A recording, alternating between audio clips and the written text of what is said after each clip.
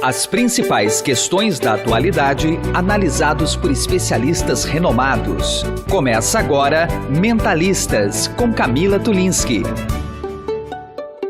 O Instituto Nacional do Câncer contabiliza que no Brasil são descobertos mais de 60 mil novos casos de tumor de próstata por ano. Existe ainda muita lenda em torno da saúde masculina. Por exemplo, homem adoece menos que a mulher. Há também muito tabu em cima deste tema e é isso que vamos desvendar agora aqui no Mentalistas.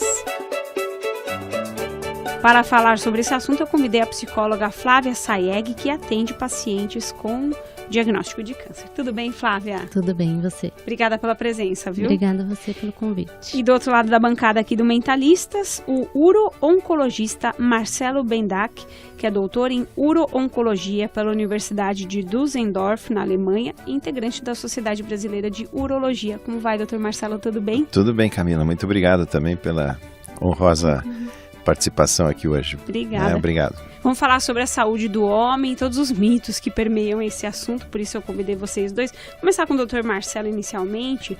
Quais são os principais sinais e sintomas do câncer de próstata? Você poderia explicar pra gente? Posso. Infelizmente, quando a doença ainda é muito pequena, muito inicial, que é, na verdade, nosso objetivo principal de diagnóstico, o diagnóstico precoce, procura identificar a doença no seu início, para que o resultado de tratamento seja excelente. Não temos normalmente sintomas presentes nesse homem. O que pode acontecer às vezes é que ele tendo doença maligna em pequeno grau e doença benigna, que é a doença que obstrui ou causa dificuldade para urinar, ele pode procurar uma avaliação para ver essa dificuldade de urinar e coincidentemente nós descobrimos um tumor maligno, um câncer pequeno. Quando a doença é mais avançada no local da próstata, aí também a doença maligna pode causar sintomas de obstrução, dificuldade para urinar, ir mais vezes ao banheiro, ter a sensação que não consegue esvaziar bem a bexiga. Em casos ainda um pouco mais avançados, pode ocorrer também sangue na urina, né? A cor da urina se tingir por vermelho ou ficar de cor escura, uma cor de chá escuro ou até cor de Coca-Cola. Essa já é uma situação indesejável do ponto de vista de diagnóstico precoce, né? Pela experiência que o senhor tem na clínica, doutor, é mais recorrente um homem aparecer com um diagnóstico de um tumor da próstata mais avançado, com todas essas características que o senhor citou, ou não? Hoje em dia, o homem está chegando numa fase mais inicialmente em que há apenas uma dificuldadezinha ali de urinar. Hoje, graças a Deus, a grande maioria dos homens que eu atendo na clínica, naturalmente em questão, são pacientes que têm doença, 70%, 80% deles doença localizada na próstata, porque eles foram ao check-up, eles foram fazer o que o Novembro Azul preconiza, fazer com que o homem realmente faça o exame digital retal da próstata, faça o exame de sangue, que é o PSA, e eventualmente faça o diagnóstico da doença inicial. Então essa é a nossa grande felicidade. Isso de pouco tempo para cá? Ou já faz bastante tempo? O PSA já tem aí umas 2 décadas de bom funcionamento, então já existe uma mudança de algum tempo, mas a conscientização nos homens mais jovens vem sendo cada vez mais vista mais recentemente, né? Quando a gente fala de câncer de próstata e saúde do homem, sempre a gente menciona a questão do órgão genital masculino, né, Flávia? Queria que você trouxesse para a gente, para esse programa, uma análise a respeito desse assunto, né? Que tipo de sofrimento emocional esse homem, encara quando ele tem um diagnóstico? Tá. Assim. Então, se a gente pensar no diagnóstico do câncer, né, ele vai trazer um impacto emocional importante para qualquer pessoa que receba, né, esse diagnóstico. Vai ser um momento da vida que ele vai ter que rever uma série de questões, né, sejam pessoais, de trabalho. Isso vai gerar uma série de sensações e sentimentos, né, que talvez ele não esteja habituado a entender, a lidar, sentimentos relacionados a medo, a insegurança, a raiva, enfim. Aliado a tudo isso, no câncer de próstata, o homem ele vai sofrer também com medo da disfunção sexual e da impotência, né, que vai ameaçar diretamente a autoestima desse homem.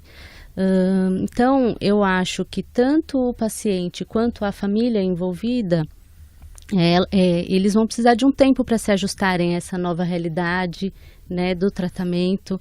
E é claro que cada pessoa vai lidar de uma forma diferente em relação a tudo isso. Mas eu acho importante a gente pensar em algumas posturas que podem facilitar e ajudar o paciente a se fortalecer ao longo desse processo. Uhum.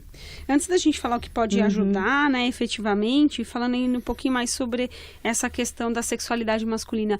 No consultório, doutor Marcelo, os homens reclamam, eles demonstram esse medo? Ah, doutor, vou fazer uma cirurgia, né, para retirada da próstata, vou poder ter uma vida sexual normal. Como é que esse paciente chega agora?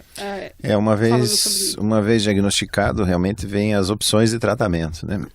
Temos as clássicas, que seriam a cirurgia e a radioterapia, com suas nuances e detalhes técnicos de cada uma, e que determinam realmente um impacto grande nessa área sexual, né? A cirurgia tem, em média, uma possibilidade de comprometer essa questão de função erétil ou capacidade de relação sexual na casa de 50% a 80%.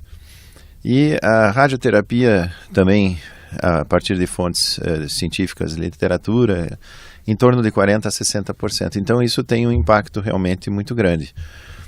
Quando a doença é muito inicial e de baixo grau de malignidade, também não vou entrar aqui em termos técnicos, mas quando existe uma determinada classificação de doença quase que não cause mal, vamos dizer assim, alguns pacientes podem se submeter a um programa de acompanhamento, de observação, de follow-up. Isso já era preconizado há décadas atrás pelos grupos de pesquisa na Suécia, mas foram essas pesquisas reativadas pelo nosso colega Dr. Lawrence Klotz, do Canadá, Toronto, que é o presidente da Federação Mundial de Urologia. Porém, isso também tem algum aspecto delicado na sua condução, porque muitos pacientes vão ter, né, aqui está a doutora aí para nos ajudar, um estresse muito importante, porque sabendo que tem uma doença maligna e eventualmente vai ser apenas acompanhada, né? Então essa é uma questão muito delicada. Colocando de um lado, então, os tratamentos clássicos com os seus problemas e complicações e efeitos colaterais, e do outro, o estresse que uma conduta observadora apenas poderia gerar, é que se procura já há muitos anos, e felizmente dispomos isso agora no nosso meio, no Brasil inclusive, de uma terapia que pode eliminar a doença, mas determinar muito menos efeitos colaterais. Puxa. Né? Então, se nós pensarmos aí na questão da disfunção erétil, essa nova terapia, nova no sentido aqui no nosso meio, né? Porque em verdade existem estudos já finalizados no ano de 2013, com mais de 10 anos de acompanhamento, mais de 2.000 homens foram acompanhados por esse período. Então são dados consistentes que permitem apontar, né, os índices de complicação. Mas voltando ao ponto da questão de função erétil, se esse tratamento chamado HIFU, que é ultrassom de alta frequência e intensidade, HIFU, ele da sigla inglesa, né, High Intensity Focused Ultrasound, então se você usar esse tratamento, você terá índices de disfunção erétil de 5% a 27%. Nossa, isso já melhora, eu acho que melhora até o enfrentamento dessa doença, não é? De maneira que o paciente pode se sentir um pouco mais aliviado, não é? Sim, acho que a esperança, né, que o paciente tem no decorrer do tratamento, ela vai ser importante e fortalecedora, assim, para todo esse processo, né? A comunicação com o médico também, né, na decisão do tratamento a ser seguido, também é importante que o paciente se coloque ativo nesse processo, e a família também, que se possa discutir abertamente, né, com a equipe médica, com o médico, quais são as opções de tratamento, né, se eu vou por um caminho, por outro.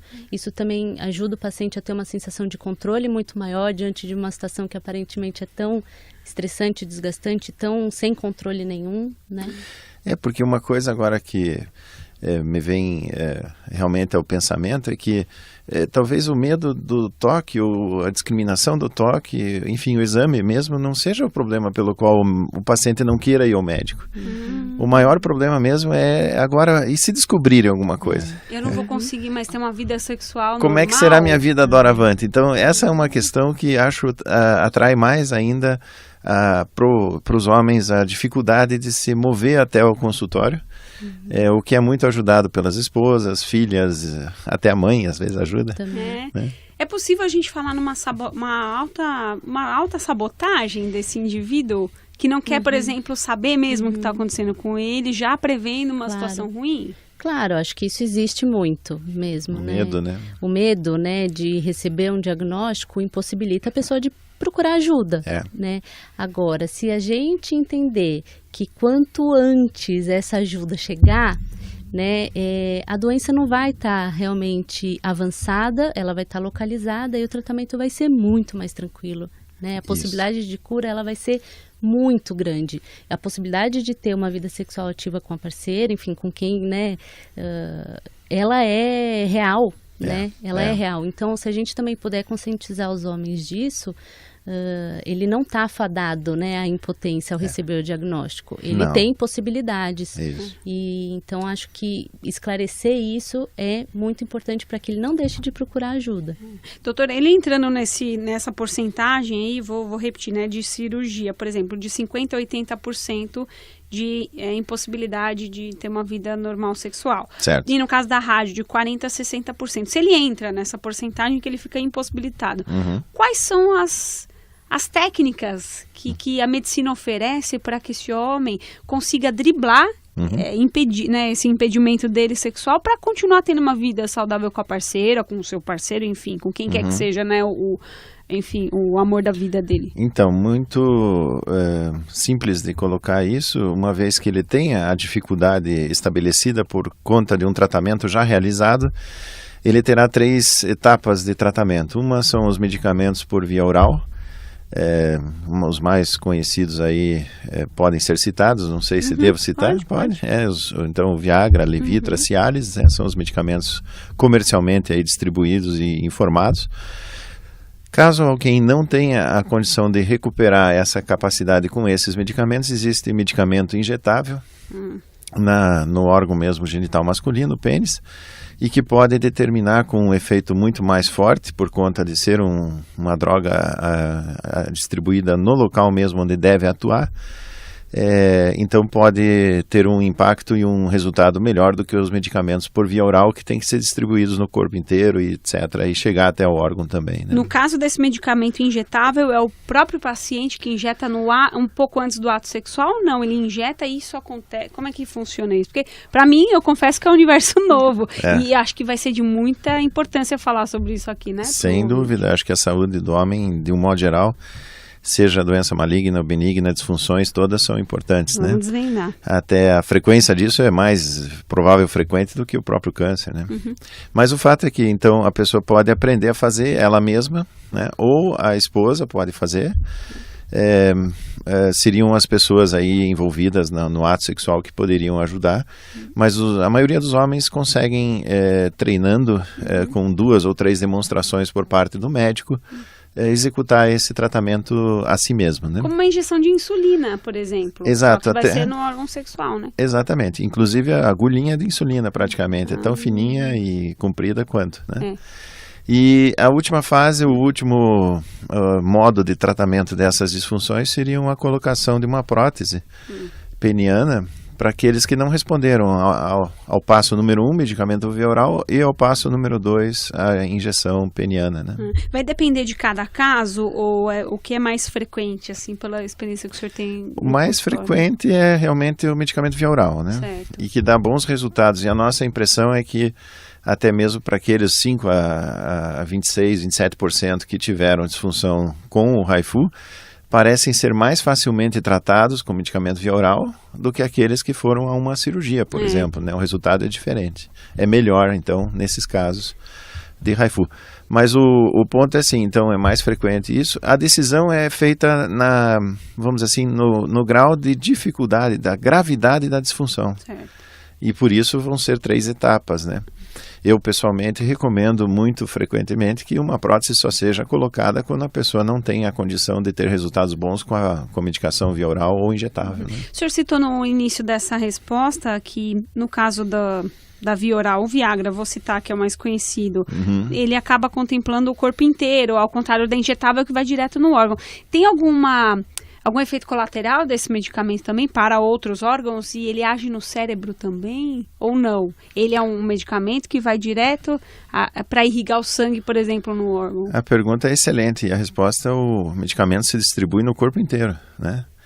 E muito comum nos homens é verificar um rosto às vezes um pouco avermelhado, dá a impressão até que ele pegou sol de manhã, né, se ele tiver relação à tarde ou à noite, mas é por conta da vasodilatação dos vasos sanguíneos que nós temos na pele, na região da face, do rosto, né.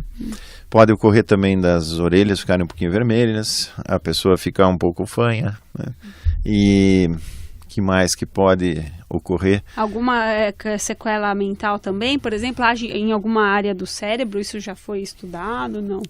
Que eu tenha conhecimento. Já houve, assim, preocupações. Tá. Né? Inclusive, nós publicamos também com um grupo de Washington alguma, vamos dizer assim, informação a esse respeito, com relação a outras doenças que podem ser favorecidas e tudo mais. Mas, no momento, cientificamente, tecnicamente falando, não temos uma informação que esses remédios possam causar um dano definitivo, um dano verdadeiro, pelo qual eles não deveriam ser usados, né? Mas houve, inclusive, há um certo tempo, acho que tem uns 8, 10 anos atrás, houve uma dúvida sobre a questão da influência de medicamentos como esse sobre a visão, né? Mas que não foram confirmados, né? Então, outros efeitos colaterais são pouco frequentes. Como esses agentes são agentes que promovem uma vasodilatação, onde no corpo houver uma inflamação, poderá haver também um aumento dessa inflamação. Então, assim, quando alguém toma essa medicação e porventura tem, por exemplo, uma dor nas costas, né, tem um processo degenerativo da coluna, e ele toma o medicamento, pode ocorrer desse processo inflamatório, né, seja aquelas doenças conhecidas, pico de papagaio, artrose, enfim, ele tem uma dor e um processo inflamatório pode aumentar um pouco esse sintoma, essa dor do paciente por causa desse remédio. Então aí discutir com a pessoa que está tratando, né, outros processos de doença ou inflamatórios para ver se usa ou não o remédio. Fica a dica. Você sabe de onde surgiu essa ideia do Novembro Azul? Foi uma campanha que teve início em 2003, na Austrália, quando alguns amigos tiveram a ideia de deixar o bigode crescer com o objetivo de chamar a atenção para a saúde masculina. Nessa época, o bigode já estava fora de moda. Inicialmente, um grupo de 30 homens aceitou a proposta e assim surgiu a Movember Foundation, que é uma organização sem fins lucrativos que busca arrecadar fundos para pesquisar e auxiliar o tratamento de câncer de próstata e outras doenças que acometem os homens frequentemente. Conforme os anos foram se passando, a campanha foi conquistando cada vez mais adeptos, até se tornar mundial. Hoje, o Novembro Azul é feito em mais de 20 países. Durante todo o mês, os homens são encorajados a deixar o bigode crescer e as mulheres a participar dessa campanha vestindo a cor azul, escolhida para representar a ação. Por isso, o nome Novembro Azul no Brasil. Aqui no Brasil, a campanha foi trazida em 2008 pelo Instituto Lado a Lado pela Vida, juntamente com a Sociedade Brasileira de Urologia. Então, não fica a dica desta edição do Mentalistas, uma dica para você, ouvinte do Mentalistas, que é homem. Faça seus exames rotineiramente, mas especialmente nesse Novembro Azul, existem muitos hospitais, instituições e ONGs que estão realizando exames gratuitos para os homens, especialmente para a sua saúde. Então não fica a dica do Mentalistas desta edição, você se cuidar um pouquinho mais da sua saúde, tá bom? É isso. Você ouve Mentalistas com Camila Tulinski. Estou conversando aqui no Mentalistas com o uro-oncologista Marcelo Bendac, integrante da Sociedade Brasileira de Urologia, e a psicóloga Flávia Sayeg. Ô Flávia, qual a sua experiência que você tem nessa área também de oncologia e atendendo pacientes na clínica psicológica, né? Geralmente, a mulher acompanha o homem nessas consultas, e como é que é o diálogo entre ambos, né? Quer dizer, diante desse cenário em que pode ter, em alguns casos, né, um comprometimento ali das funções sexuais desse homem, como é que é esse diálogo? E tem alguma orientação que a gente pode passar aqui para os ouvintes? A gente percebe que as mulheres, elas acompanham muito mais os homens, né? Nas suas consultas, nos médicas, né? Elas querem também entender sobre o tratamento, elas costumam ser muito parceiras nesse momento, né? É claro que é um desafio para o casal passar por esse momento, né? Porque muitas vezes vai ser importante para o homem desenvolver uma outra identidade masculina daquela que até então ele já conhecia, que contemple uma associação entre o sexo e o afeto, né? Então, nesse sentido, a comunicação com a mulher, né, que você me fez essa pergunta se ela está presente ou não, ela está, e nesse sentido, a comunicação com a mulher vai ser essencial, né? Então, o casal se propor a conhecer, a explorar juntos, então, né, outras formas de satisfação também igualmente prazerosas, né, e que tragam autoestima para esse homem. Isso se faz junto, né? Não vai ser um trabalho isolado do homem, né? E também a parceira não vai conseguir fazer isso sozinha, né? Então, é fundamental que o diálogo aconteça, a comunicação seja sempre presente, né? Mesmo que esse assunto ainda seja cercado por estigmas, né? Mesmo dentro do casal, né? Dentro da relação do casal, às vezes também é difícil se falar sobre isso, né? Mas há de se achar uma forma, de se encontrar, né, uma maneira de se falar sobre isso sem tanto pudor, de uma forma mais natural, né? Porque é realmente possível que a vida sexual aconteça de forma significativa para ambos, né? Não quer dizer que porque vai ter esse comprometimento é que é o fim de um relacionamento, né, Flávia? Claro que não, né? Eu acho que, como eu falei, é um desafio e o casal normalmente, conseguindo passar por isso, eles saem muito mais fortalecidos de uma situação como essa, né? A união que existe, né? A comunicação que fica muito mais próxima, né? Isso fortalece o casal para viver outros conflitos e situações que a vida vai trazer ao longo do tempo, né? Eu não sei nem se a gente poderia falar de uma espécie de... E aí você me corrija se estiver errada, né? Uma espécie de luto de um relacionamento que já foi e que precisa ser reinventado, né? Quer dizer, porque eu fico imaginando um casal muitos anos juntos, né? Sei lá, 40 anos, mas que até então, até esse diagnóstico, tinha uma vida sexual ok, satisfatória para ambos, né?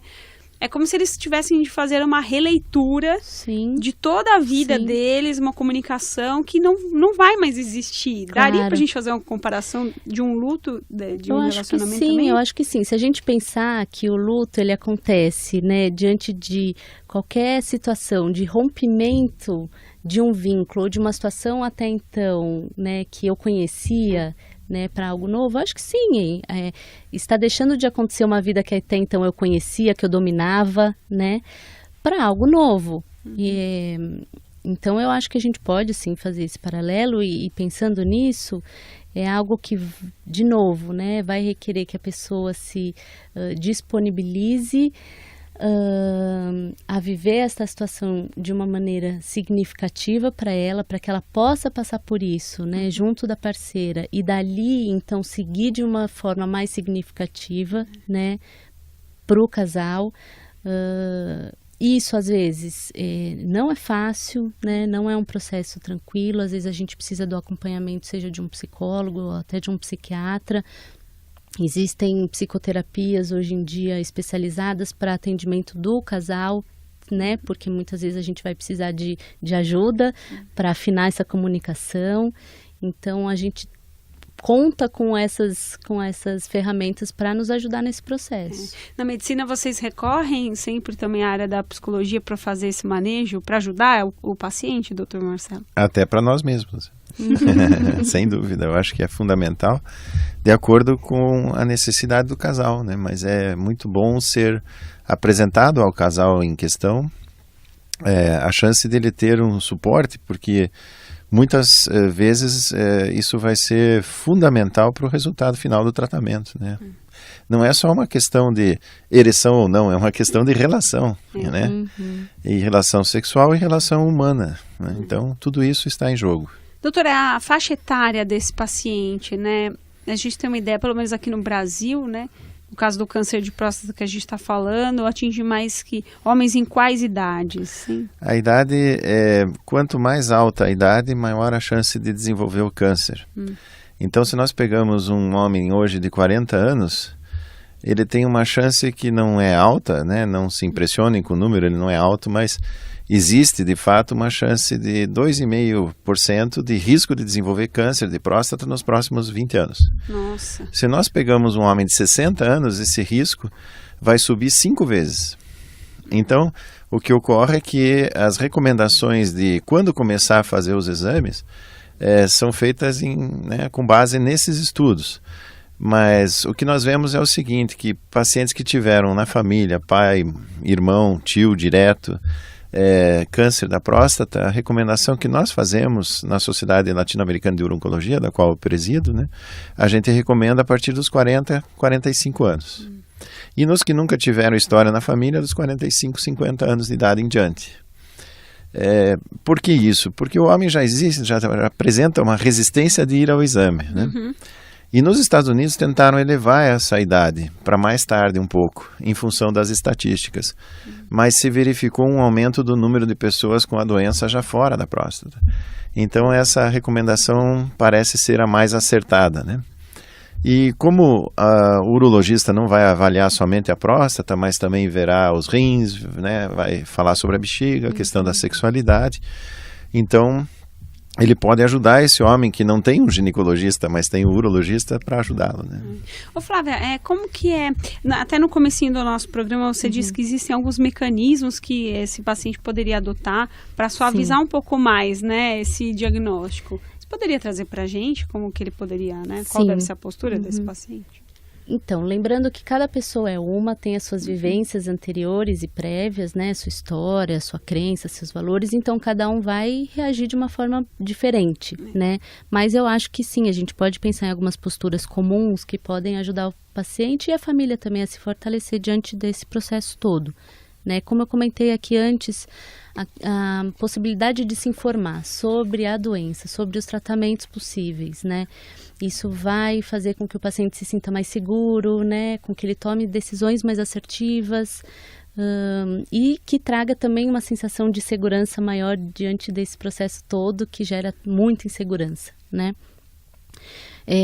Falar sobre o que se está sentindo, se está pensando, né? Acho que isso é importante. Não é fácil para o homem falar sobre os seus sentimentos, mas a gente sabe que falar sobre os seus medos, as suas inseguranças, as suas angústias, isso vai fazer com que ele consiga lidar melhor com esses sentimentos, né? Então, seja com familiares, amigos ou com um profissional da saúde mental, né? Qualquer um pode aprender a pedir ajuda nesse sentido, né? E as pessoas que estão ao nosso redor podem nos ajudar nisso.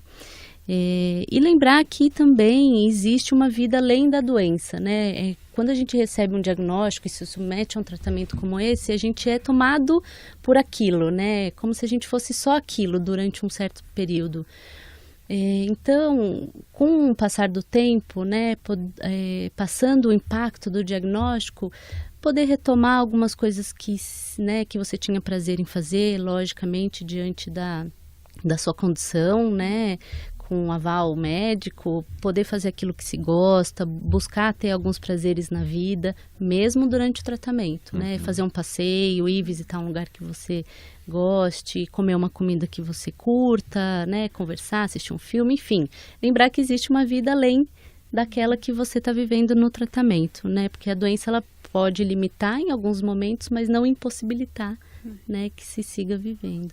Doutor Marcelo, no Novembro Azul, né? A gente costuma dar uma ênfase bem, né, ao câncer de próstata, mas queria que o senhor trouxesse outras doenças que podem acometer os homens também e que a gente precisa lançar luz para essas doenças também. Você poderia citar algumas? A área cardiovascular é muito importante, né? Continua sendo um grupo, ou constitui uma área que contém um grupo de doenças muito importantes para a saúde do homem.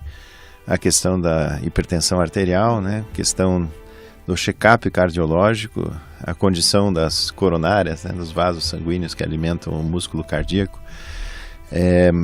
São fundamentais a verificação dos níveis de glicemia, né? A diabetes, o açúcar no sangue, então os triglicerídeos, colesterol, glicemia, porque justamente esses fatores também são fundamentais não só para o desenvolvimento de doença cardiovascular, mas também para o desenvolvimento do câncer de próstata.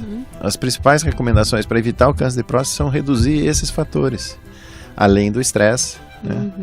E alguns outros, né? O sedentarismo e assim por diante. O fumo parece pouco impacto sobre o câncer de próstata, mas tem um impacto absurdamente forte sobre câncer de bexiga, sobre câncer de pulmão, né? E câncer de boca, faringe e outros órgãos. Então, é fundamental que o homem também procure acertar essas dependências que ele tem, seja com o hábito de fumar ou outras que ele não desenvolveu, para melhorar a qualidade de vida em geral, né? Agradecendo a participação do uro-oncologista Marcelo Bendack, doutor em uro-oncologia pela Universidade de Düsseldorf, na Alemanha, integrante da Sociedade Brasileira de Urologia, e também a psicóloga Flávia Saeg, que trabalha há muitos anos com pacientes voltados para o câncer também. Obrigada pela presença, viu? Obrigada a você. Muito obrigado. Um abraço. O Mentalistas desta semana, na versão podcast, fica por aqui, mas você pode ouvir esta e todas as outras edições no nosso site estadão.com.br. A apresentação e produção do Mentalistas é minha, Camila Tulinski, o editor de jornalismo do Grupo Estado, João Fábio Caminoto. Até uma próxima! Você ouviu Mentalistas com Camila Tulinski.